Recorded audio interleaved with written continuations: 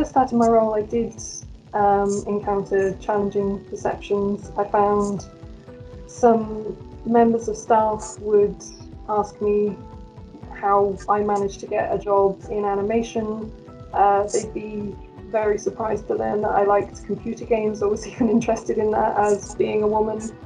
I overcame these challenges I've always been a firm believer of trying to prove people wrong when they doubt me. Of if someone thinks, "Oh, why are you in this industry?" I think to myself, "Well, I'm going to prove to you why I'm in this industry, and I'm going to prove to you that I'm good enough to be here, and change your perceptions of me that way, rather than trying to have an argument which will probably never end up with them acknowledging their views of me in the first place."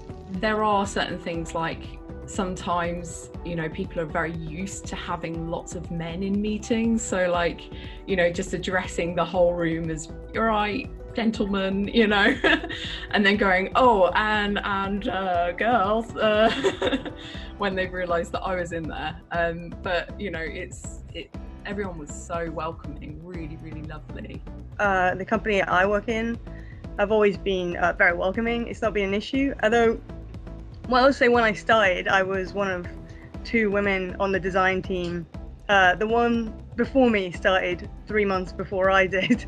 So there wasn't a lot of us. So we get a lot of, in meetings, a lot of, "Hey guys, oh yeah," and like, "You guys are here too." But, you know, everyone was very welcoming. I didn't ever feel people didn't respect my opinions or what I was doing. I didn't ever feel held back because of my inexperience or because of my gender, and that was really nice. And I try and put that forward when we get new members of the team.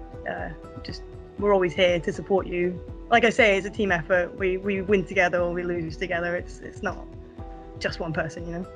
Talking about any issues that I had to do with my gender when joining the industry, I think you're always going to feel like a little bit of an outsider when you come into a male-dominated industry, because you'll find that there's a lot of cliques. There's people that have been together as friends or working in the same studios for years, and even though games have expanded so much over the past decade, it's still kind of a very close-knit community. Like, people move across studios together and they'll have the same friends, and it's quite hard to get into those social groups at first. And I don't think that's anything to do with being a woman. It's because it has always been a male-dominated industry, so that kind of, there's a little bit of a difference of communication there sometimes. So when I first started in the role, I don't think I was aware of any perceptions that would stop me doing what I'm doing.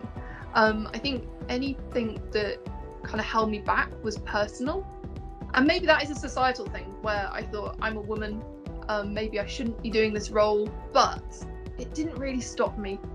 I just thought, I'm just going to go for this. I want to do it, so I'm not going to let someone else's perception of what a woman's role in industry is stop me from doing that.